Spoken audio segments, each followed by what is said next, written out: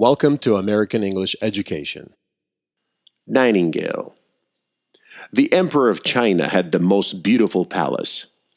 People came from all over the world to see it. The rooms were huge. The windows were covered with draperies of the finest silk. The rugs were made by the best craftsmen in the world. The furniture was the highest quality. 100 gardeners worked in the palace gardens. They took care of thousands of plants. They grew and tended the rarest flowers. People came to see these beautiful things. They wanted to see things they had never seen before. They toured the palace and the gardens and were amazed at every turn. They wanted to see more when the tour was over. "Don't let our trip end," they said. The head gardener heard them. He knew where there was something more beautiful than any palace. It was more beautiful than any garden. "I can show you the most beautiful thing in all of China," he said. He led the visitors to a forest of very plain trees. He took them to one tree in particular. He pointed at a bird on a branch. The visitors looked up. "What is so beautiful about that?" they asked. "You led us all the way out here? You wanted us to see a plain gray bird?" "It is no ordinary bird," the gardener said. "It's a nightingale. Just wait." The nightingale opened its mouth. It started to sing. Its voice was beautiful. The nightingale made everyone feel joy. The visitors left with a memory of the nightingale's song. They told their friends about the bird. More people came to visit the palace, but they came for a different reason now. Everyone wanted to see the nightingale. Everyone wanted to hear his beautiful song. Everyone wanted to feel joy. The nightingale became known as the most beautiful thing in all of China. Everyone had heard about the remarkable bird. Everyone, that is, except for the emperor. The emperor was very old. He stayed inside. He liked his palace. He liked the view of his gardens, but nothing brought him joy. One day, the emperor received an important letter. It came from the Emperor of Japan. "I have heard of your wonderful nightingale," the Emperor of Japan wrote. "He is the most beautiful thing in all of China. Some people say he is the most beautiful thing in all the world. I must see this wonderful bird. I will arrive in 2 days to pay you a visit." The emperor was puzzled. He called for his prime minister. "The Emperor of Japan is coming to see my nightingale," he said. "He thinks I have a nightingale." "I do not have a nightingale. What will I show the Emperor of Japan when he arrives?" The emperor called all of his guards together. "Find me this beautiful nightingale," he said. His guards tried to do as they were told. They searched from the bottom of the palace to the top. They looked under every table and over every windowsill. They searched through every inch of the palace. They could not find the bird that everyone had heard about. "A beautiful nightingale?" they asked. "Nightingales are not beautiful. They are such plain birds. Where will we find a beautiful one?" The guards went to see the emperor at the end of the day. They had not found a beautiful nightingale. They had not even found a plain one. "The Emperor of Japan will be here soon," the emperor said. "He expects to see this nightingale. Get the servants to help you. The bird must be found. The bird must be found by tomorrow." The servants joined the search. They searched over the grounds. They looked in the branches of the trees. They looked on the leaves of the vines. They looked in the vegetable gardens. They looked in the flower beds. There were no nightingales on the palace grounds. The emperor had the gardeners join the search. No one knew where to look next. No one, that is, except the head gardener. He knew where to find the nightingale. He took everyone to the nightingale's tree. The guards hurried back from the woods.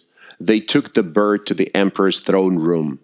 "Well," said the emperor, "what is so special about this nightingale?" "We do not know," they answered. "It is an ordinary bird. We found the bird in an ordinary tree." A horn sounded just then. The Emperor of Japan had arrived. "Do not let the bird out of your sight," said the Emperor. He went to greet his visitor. "I have come a long way," said the Emperor of Japan.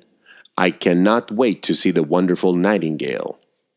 The Emperor took his guest to the throne room. "This is the famous Nightingale?" asked the Emperor of Japan. "This is the most beautiful thing in all of China?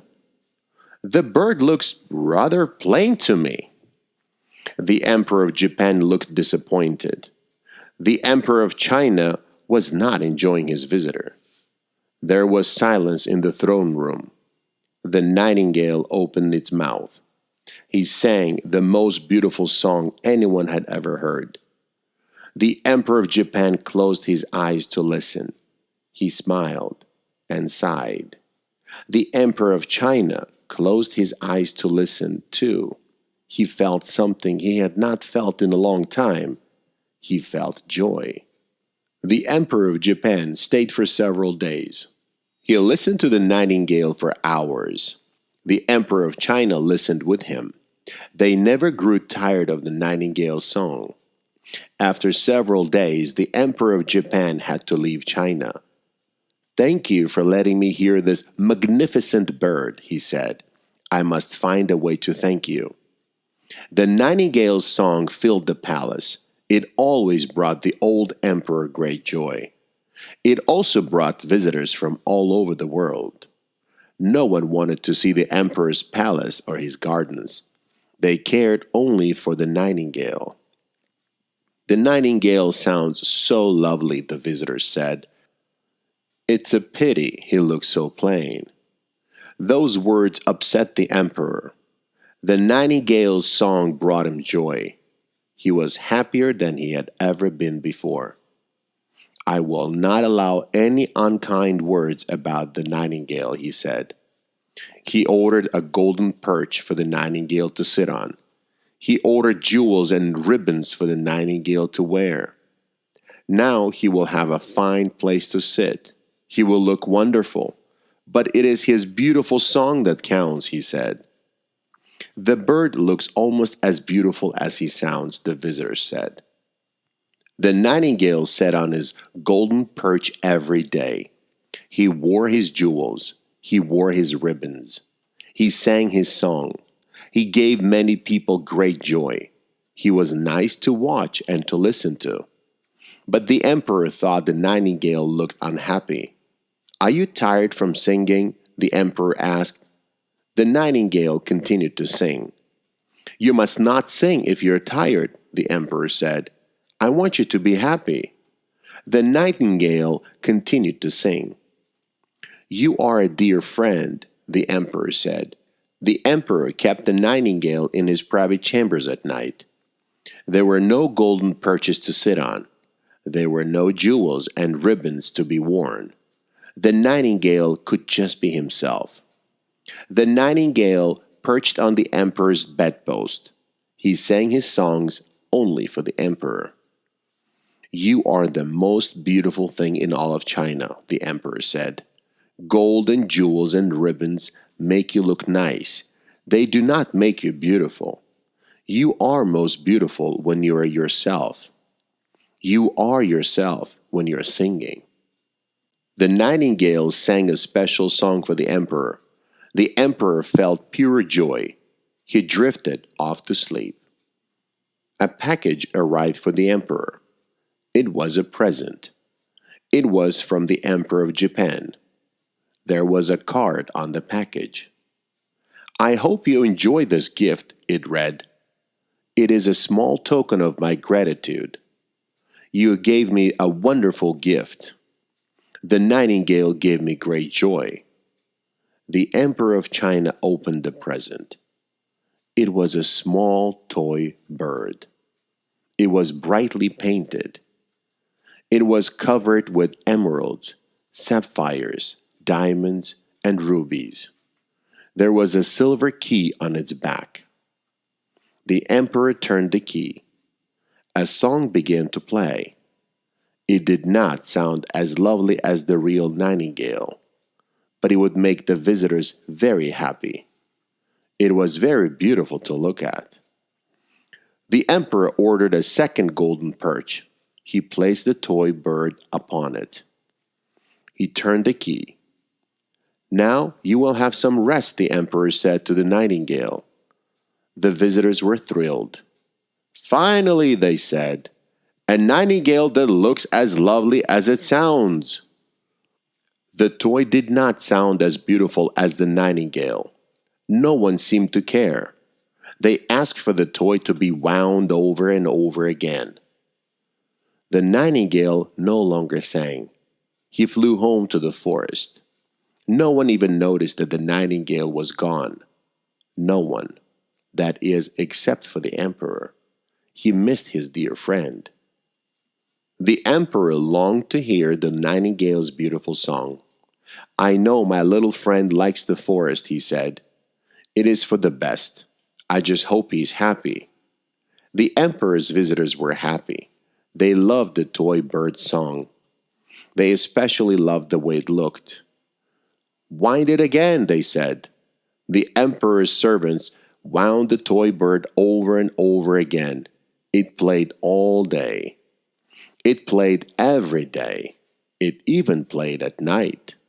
But something popped inside the bird one morning.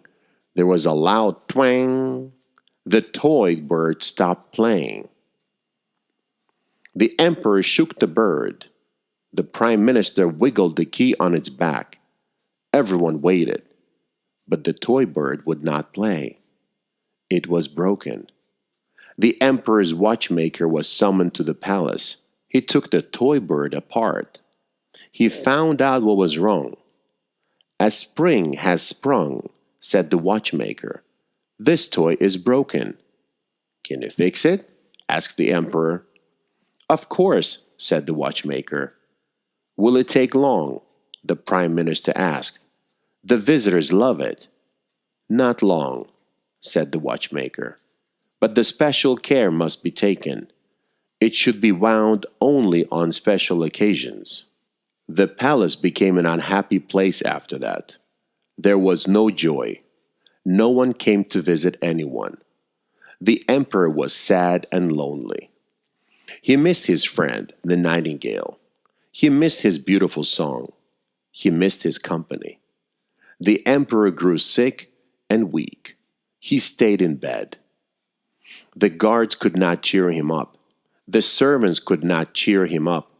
The gardeners could not even cheer him up with a rare flower. No one could help the emperor. No one, that is, except the head gardener. He knew the nightingale could help. He went to visit the nightingale. "Your friend is ill," he said. "You should go and see him." The nightingale flew to the emperor's window. The emperor rubbed his eyes. He smiled for the first time in a long time. "You came back," he said. The nightingale opened its mouth and sang a new song for the emperor. Tears of joy streamed down the emperor's cheeks. It was the most beautiful song he had ever heard. He sat up in bed. The color returned to his face. He was happy to see his friend again. He knew he would hear the nightingale's sweet and special songs many more times.